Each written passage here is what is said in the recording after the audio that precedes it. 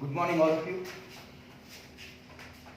આપણે અત્યાર સુધી સાદો વર્તમાન શીખી ગયા, સાદો ભૂતકાળ શીખી ગયા, સાદો ભવિષ્યકાળ પણ શીખી ગયા. હવે સાદા ભવિષ્યકાળમાં આપણે ખાલી જગ્યા જ શીખ્યા. એના પ્રશ્નાર્થ વાક્ય અને નકાર વાક્ય રહી ગયા અને બે ખાલી જગ્યા એ આપણે આજે સાથે જ જોઈ લઈએ. તો આજે આપણો ટોપિક છે સાદો ભવિષ્યકાળ, જે આપણે ગઈકાલે ચર્ચા કરી ચૂક્યા છીએ. સાદો ભવિષ્યકાળ, હવે એમાં આપણે હકાર અને નકાર એટલે કે પ્રશ્નાર્થ હકાર તો આપણે શીખી ગયા, પ્રશ્નાર્થ વાક્ય અને નકાર વાક્ય શીખવાનું છે. તો પ્રશ્નાર્થ વાક્યમાં શું કરશું? તો હંમેશા યાદ રાખવાનું કે પ્રશ્નાર્થ વાક્યમાં આપણે will ને આગળ લાવવાનું. તમે will ને આગળ લાવશો એટલે પ્રશ્નાર્થ બની જશે. અને નકારમાં શું કરવાનું? તો કે will પછી not મૂકવું. બરાબર છે? આ વસ્તુ કરીએ એટલે આકાર અને નકાર બંને કમ્પ્લીટલી થઈ જાય.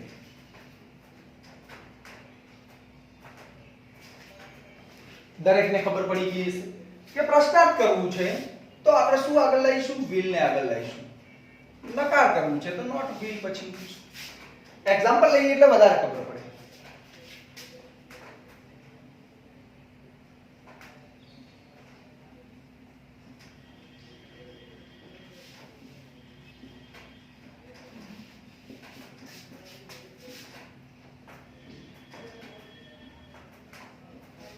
I will go to Surat next Monday. હવે ધ્યાન રાખો, અહીંયા એક નોટ લખું છું, મગજમાં રાખજો નોટ. I અને we કરતા હોય ત્યારે પ્રશ્નાર્થ બનાવતી વખતે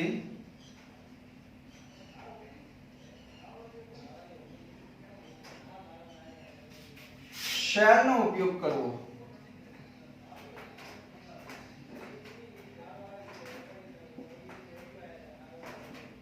ઓકે, તમે ન કરો તો પણ ચાલે, પણ આપણને માહિતી ખબર છે તો શું કરવા ખોટું લખો.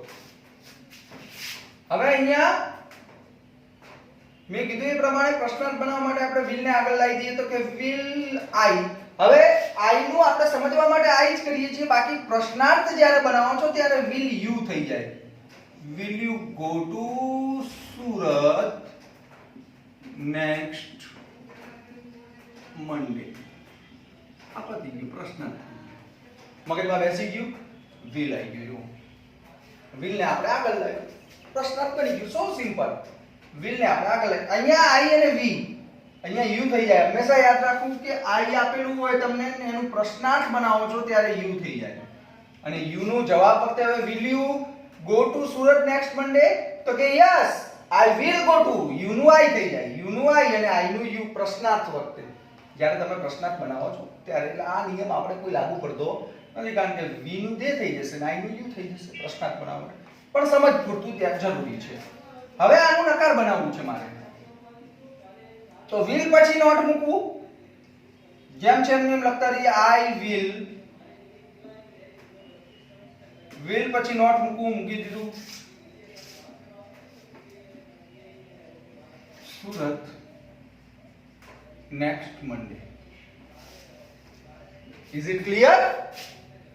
હજી એક બીજું એક્ઝામ્પલ લઈએ.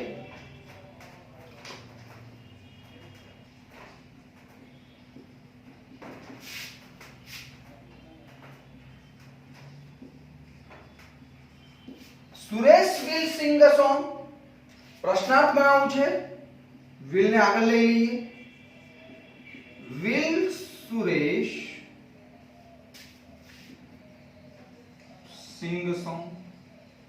પ્રશ્નાર્થ ચિહ્ન. આ બે ખાલી જગ્યા પણ થઈ ગઈ. જો પહેલી અને આ બીજી, પહેલી અને બીજી. ઓકે, હવે એનું નકાર બનાવીએ તો કે સુરેશ will પછી not sing a song. બોલો, કોઈ ડાઉટ? એકદમ સિમ્પલ. ફરીથી પ્રશ્નાર્થ બનાવવો હોય તો will ને આગળ લાવવું એટલે પ્રશ્નાર્થ બની જાય. નકાર બનાવવા માટે will પછી not મૂકવું. લગભગ કોઈ ડાઉટ નહીં હોય. કમ્પ્લીટ લખી નાખો.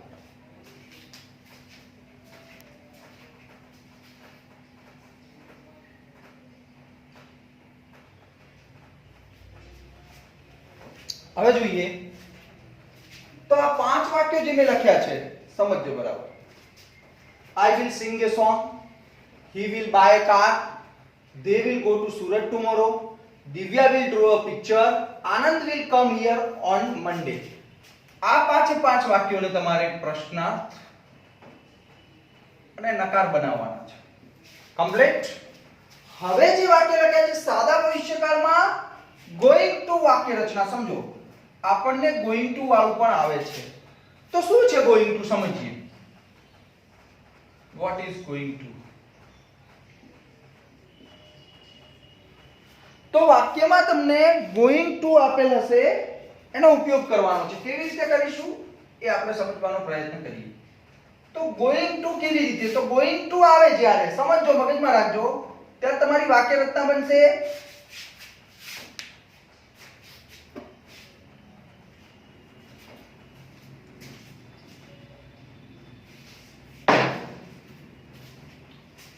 am, is, are વત્તા going to. ઓકે, આ આપણી વાક્ય રચના છે. કેવી રીતે હવે જોઈએ. he ખાલી જગ્યા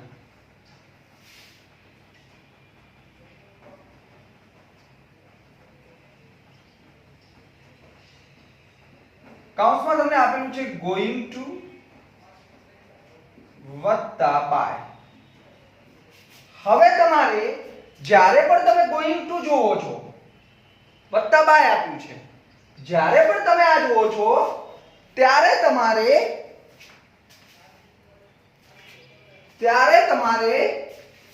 going to માં શું યુઝ કરવાનું? તો કે am અથવા is અથવા are. હવે am is are ક્યારે યુઝ થાય એ પણ સમજવું પડશે. તો I પછી ખાલી જગ્યા હોય ત્યારે am યુઝ થાય. is ક્યારે યુઝ થાય? જ્યારે એક વચન પછી ખાલી જગ્યા હોય ત્યારે is થાય. અને બહુવચન પછી ખાલી જગ્યા હોય તો are થાય. એક વચન એટલે he, she, it, etc. બહુવચન એટલે they, you, etc. એ તમને જાણો જ છો. તો હવે અહીંયા આપણી જોડે he છે એટલે પહેલા is આવશે, પછી going to મૂકીશું, પછી buy નું buy. He is going to buy a car tomorrow. આનું સમાનાર્થી થાય he will buy a car tomorrow. is going to સમજો, is going to અથવા are going to અથવા am going to આનું સમાનાર્થી થાય will. ખબર પડી ગઈ? એ જઈ રહ્યો છે. તો આ going to નો ઉપયોગ આપણે આવે છે 10માં પણ આવે છે, 9માં પણ આવે છે. હવે અહીંયા આને આપણે જોઈએ તો જુઓ આપણી જોડે અહીંયા સાદા વર્તમાનકાળ going to નો ઉપયોગ શીખવાનો છે. આ આપણે 3 રૂપો આપ્યા છે. આપણે will ની જગ્યાએ going to નો ઉપયોગ કરીશું. I આપ્યું છે તો પહેલા I ની સાથે am આવે, will ની જગ્યાએ going to અને meet નું meet, the teacher tomorrow. Clear? આપણે અહીંયા યુઝ કર્યું am going to. will ની જગ્યાએ શું યુઝ કર્યું? am going to. I ની સાથે am ને going to. કમ્પ્લીટ, એકદમ સિમ્પલ. he તો હવે he ની સાથે શું વપરાશે? તો કે સાહેબ is વપરાય. તો he is going to buy a new book tomorrow. અહીંયા આપણી જોડે આવી ગયું તો કે સાહેબ is going to. ની સાથે is વપરાય. you આવ્યું તો you are going to reach Pune અહીંયા આપણે શું વાપર્યું તો કે આર ગોઈંગ ટુ, ત્રણેયના અલગ અલગ ઉપયોગ જોયા. જો આ બહુવચન છે તો આર વાપર્યું, એકવચન છે ઇઝ વાપર્યું, અને પહેલો પુરુષ આઈ છે એટલે એમ વાપર્યું. ખબર પડી ગઈ ગોઈંગ ટુ? હવે આ વાક્ય જુઓ, સમજો. આ વાક્યને તમારે શું કરવાનું? તો પહેલા પ્રશ્નાર્થ બનાવી દો, પછી નકાર બનાવી દો.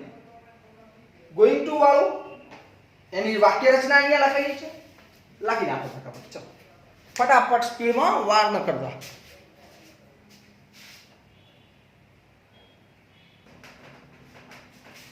હવે જુઓ, I will eat an apple, ક્રિયાપદ છે will eat.